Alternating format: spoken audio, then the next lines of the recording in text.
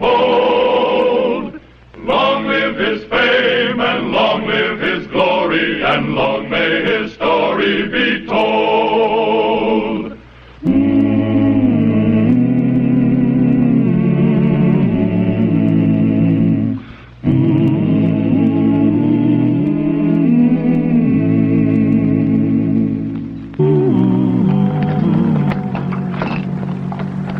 Mr. Wilkins? 3 cents, jackknife, and a watch. Is that right? That's right. Sign that receipt. Boy, you can sure give a man a hangover with that gun barrel of yours. Well, that's better than being shot, isn't it? Yeah, I reckon. Thank you, Marshal. And don't come back. Don't worry. I won't.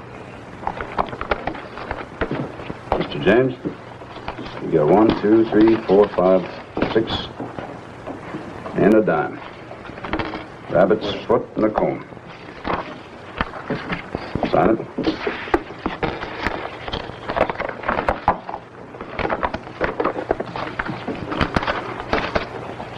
Mr. Clements, 20, 40, 60, 80, 110, and 12 cents. Well, looks like you didn't spend much, Mr. Clements. You're lucky. Sure. Real lucky. Spending my vacation in this hole. Oh, it's not too bad. Food's pretty good.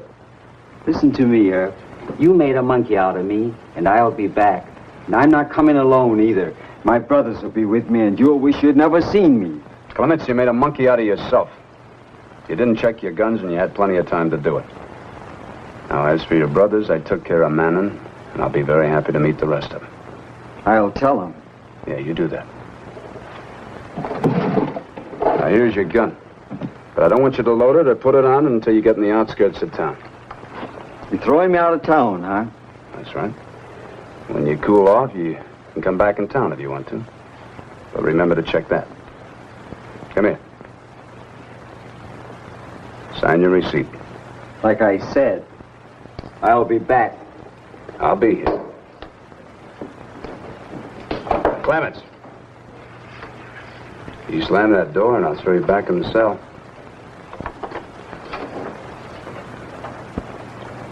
That young Clements is going to turn out even worse than his brothers, if he lives long enough. His pride's hurt, that's all. He'll get over it. Marshal, there's a funny-looking dude over at the Wichita. Says he wants to see you. A dude? Yeah, and packing the biggest gun I ever saw. You ought to see the size of it. Yeah, I guess I ought to. Sam, check those out for me, will you? Yes, sir. I'll be back in a little while.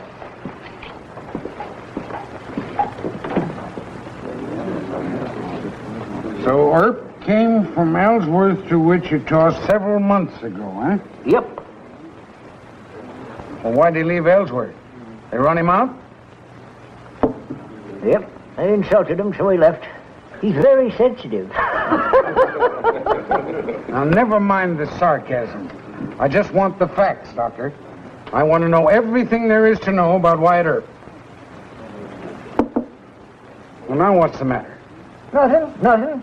I was just wondering if you'd fit a regular-sized coffin or if I should have one specially made to order. A little wider across the beam. Now, you stop talking like that, or what? Or you stop drinking out of my bottle. Now, you ready to answer my questions? All right. I'll answer all I can. Well, now, how many men did he kill? Who? Well, who do you think? Wyatt Earp. Oh, him. None? None as far as I know. All right. None? Well, what kind of a frontier marshal is that? I think I'd better let the marshal himself answer you on that one. Wait. Are you Wyatt Earp? Yes, sir. Well, I've come a long way to meet you. My name is Buntline. Ned Buntline. You heard of me, of course. I don't think I have, Mr. Buntline. Oh, you must have. I write dime novels about the West. I've written hundreds of them. What's the matter, you people out here? Don't you read? Well, I was just about to ask you the same question. Can you? Well, Sir, you are addressing a man whose command of English is the envy of... A simple no or yes will be sufficient, Mr. Buntline. Well, of course I read, you idiot. Then you're under arrest. Under arrest? What for? For that. Huh? For what? Oh, I'm a little nearsighted. I can't see a thing.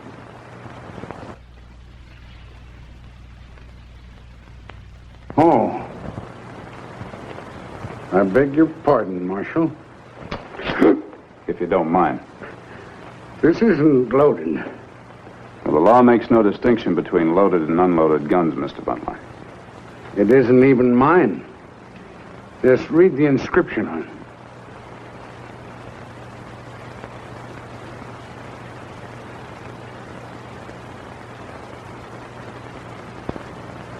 What's this all about? It's a gratuity, Mr. Earp. It's a small token of my admiration for you as the most stalwart of the... It's not true that you haven't killed anybody here in Wichita, is it? Oh, it doesn't make a difference. People will never believe that. They'll believe what I tell them to believe. Marshal, this is your lucky day. Mr. Buntline, I think you've been drinking. Well, of course I have. That's what saloon's for, isn't it? Well, I think you better come along with me. Well, I certainly will. That's what I've traveled 2,000 miles to do.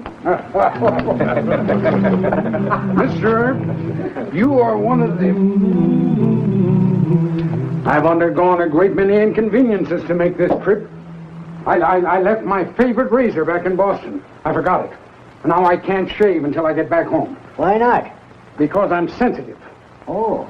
And believe me, sir, I didn't leave a luxurious home in New England just for the trip. I came here for one purpose, and one purpose only. To see Marshal Wyatt Earp of Wichita and to offer him fame and wealth beyond his wildest dreams. Mr. Buntline, I still haven't the slightest idea what you're talking about. Well, now, surely the thought of fabulous wealth, complete financial independence, surely that's a thought worth exploring, is it not? Go ahead and explore it. Smoke, gentlemen. They're specially made. Cost more than $1 each. No, thanks. Are the windows open? I'll take one.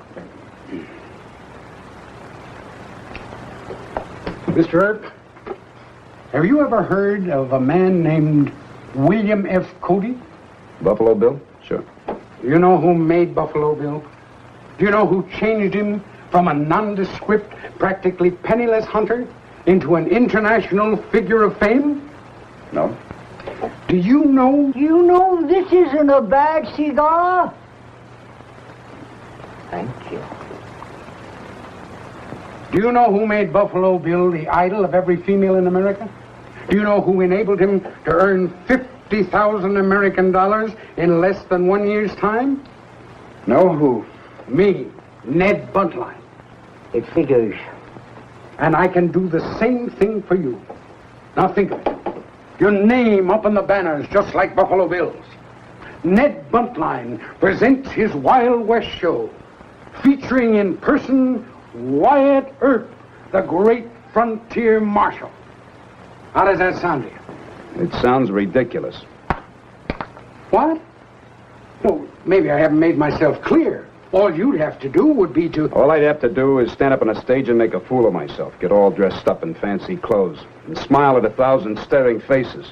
Oh, you make yourself very clear. Now, just a moment, Marshal. Don't... I warn you that... I'm the one that does the warning around here. Now, you get out and stay out. Go on to back where you came from. Well, you can't talk to me like that. I'm not...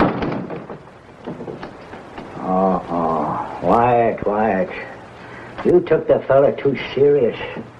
He was only trying to make you filthy rich. Filthy is the word. Sit down. I want to give you some advice.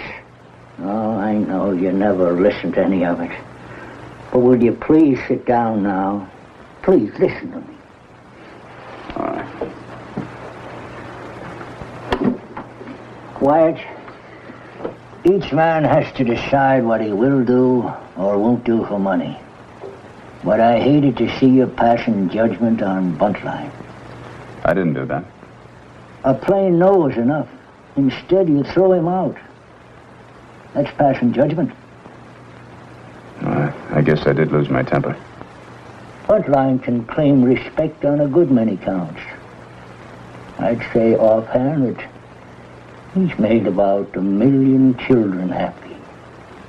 Don't you add that to his favor? Yeah. All right. I was wrong. I'll apologize to him. Good. Oh, and another thing. He went to considerable trouble and expense to have this thing specially made for you. Now, the least you can do is try it out for him. Maybe I will.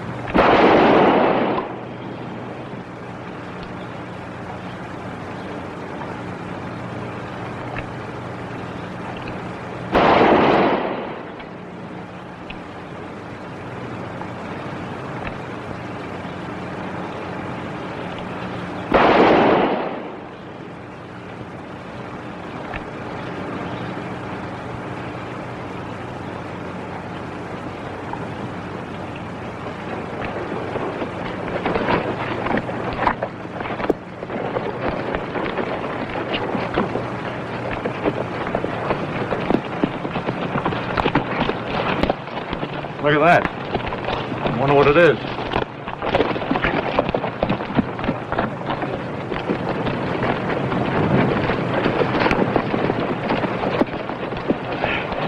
Well, good morning, gentlemen. He's alive. It talks. Come on, let's go to town. We got things to do. Now, wait a minute, kid. That'll keep. That's one thing you gotta learn. Never pass up fun when you find it. Life's too short. What do you mean? What do you mean, fun? Fun. Say, you know, that's a real fancy outfit you've got on. That. Well, thank you very much. It's a nice. Yeah, no, stop it, will you? Say, wait a minute, mister. There's one thing you gotta learn about this country. Don't insult people who are trying to make friends with you. Well, I didn't insult you. I'm. Will you have a cigar?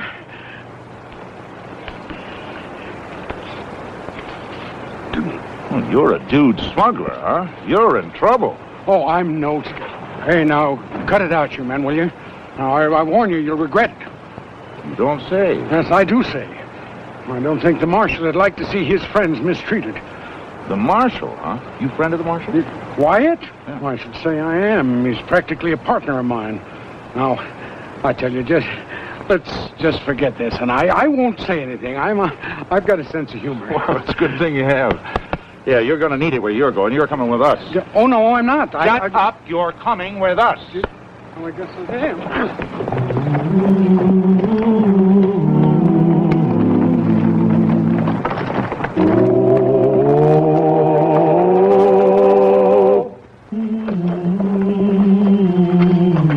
Marshal, that Wild Clements kid is back here looking for you with one of his brothers.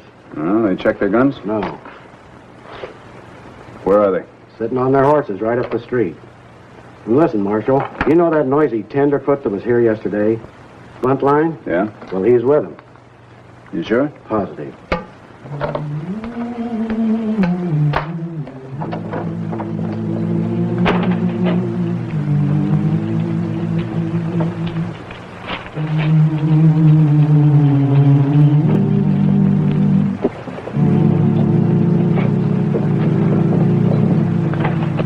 That's close enough, Marshal. Mr. Buntline, you're in bad company. None of my choosing. Shut up. Earp, I told you I was coming back. Chip, you surprised me. I figured you'd raise your kid brother to fight his own battles. I did. I just come along to see it was a fair fight. That don't mean no shotgun against a 6-gun. It's going to take some mighty fancy scattergun shooting to miss your dude friend here. Hell, I've never had to kill anyone yet. I'd hate to have you be the first. It's going to be you or me. You can make up your mind to that. I'm sorry, boy. Never mind being sorry. Just get rid of that shotgun. Then you and the kid can shoot it out alone with 6 guns. What about you? You know me better than that. I'm not butting in if it's a fair fight. All right, Hal, you got yourself a shootout. I'll be right back. He's yellow. No, he ain't. He says he'll be back, he'll be back. You just better be fast today, kid. Don't worry about it. I can beat him. Yeah, I reckon you can at that. Matter of fact, I'd be willing to make a bet on it if I could find somebody to bet with.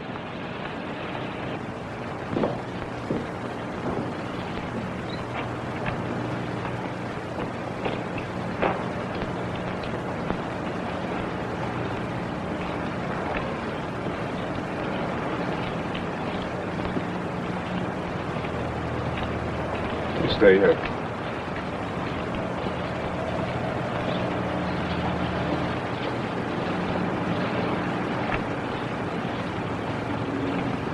All right, Hal, get off your horse.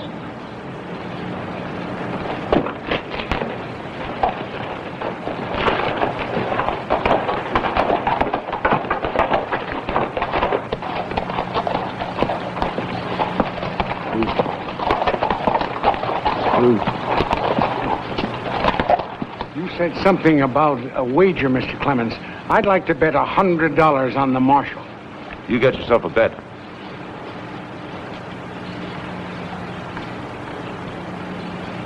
All right, hold it right there. Now make your play. You're crazy. You can't hit anything from there. I can hit you.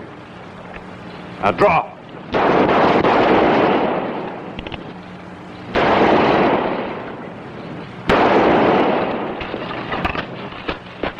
What's that? That is a Buntline Special. What, now just a minute.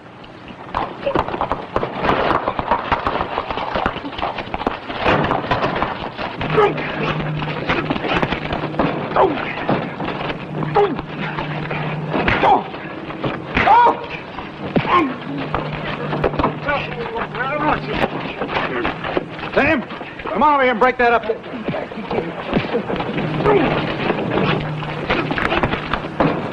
Well, you had your shootout, Hal. You're still alive, I'm glad. You really are. Yeah. I'll go on to the jail. Yeah. You're a mighty excitable little man, Mr. Buntline. And you're a coward, Mr. Clemens. Hold it. You talk about fair fights. You were going to use that rifle on the marshal. Oh, it might have looked that way to you, but... Are you staying in town? If you are, check your gun now. No, I'm not staying. Mr. Clemens, you owe me money. You're right. Thank you. You're welcome. And I wasn't going to use this rifle on the Marshal. Yes, well, I say you were. Well, I say I wasn't. Yeah. All right. You were. Gentlemen, the drinks are on me. No, you don't. No, you don't. Not till you get that patched up. Well, we can patch and drink. You come on over to my place. I'll see you at the Texas house. There you are, Mr. Buntline. I'm sure you won't have any complications now. Just wear that for a couple of days. Yeah, well, I may wear that a little bit longer. How's your jaw feel? Well, it's still a little sore, but nothing to affect my drinking. Would you like a little nip? You're the doctor. Well, I prescribed a little spot of elixir. All right. I call this Plume's Spaventure. I'm sure you like it. Good.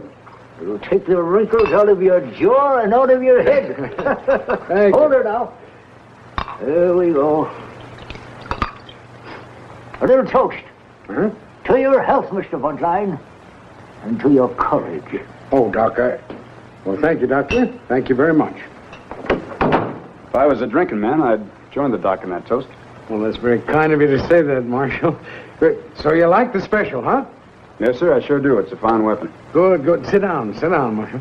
Well, thank you. There are a couple of things I'd like to say to you. First, I want to tell you how much I appreciate your action on the street today. You're a very brave man. Well, I never did anything like it before. You know, Marshal, I think there's something about your part of the country that gives men courage when they need it. An interesting observation, Mr. Buntline. And very possibly true. There's something else. I owe you an apology. I hope you'll accept it. An apology? What for? For treating you the way I did yesterday. I had no right to be angered by your business proposition. I'm sorry. Does that mean you accept it? No, sir. I've thought it over, and, well, I decided against it. I thank you just the same. Well, I wish you'd tell me why. Well, I'll try to answer that. I guess it's because I like the frontier. I like the people. I admire and respect them. Even the bad ones sometimes. I think I know what you mean. Those Clemens brothers, for instance. No matter what else they are, they're still strong men. Yeah. It takes a certain kind of man to make the West. It always has. I guess I just wouldn't be happy in any of the surroundings, Mr. Buntline. No matter how much money I could make elsewhere. Well, we'd have cleaned up, you and I. Well, I tried anyway. Believe me, the trip was well worth it. About this gun. Now, that gun is yours. Well, I'd like to keep it, Mr. Buntline, but I can't accept it as a gift. I'll buy it from you. A regulation Colt's worth about $60 new. I figure this is worth about $100. Will that be all right, Mr. Buntline? It will not. Now, look, I'll make more than 100 times what that cost with my eyewitness account of the hair-raising, breathtaking six-gun duel in the dusty, silent, sun-baked streets of Wichita, Kansas, at 10 cents a copy. All right, Mr. Buntline. I accept it with thanks. Saved a life today. Might have been my own. Marshal, all I can say is wear it in good health. Thank you. Yeah, well, I better get back to Boston and get a shave. Goodbye, Doctor. Bye. Marshall Earp. Goodbye, Mr. Buntline. You have a good trip now. Yeah, thank you. Well, he cleaned up the country, the old Wild West country. He made law and order prevail.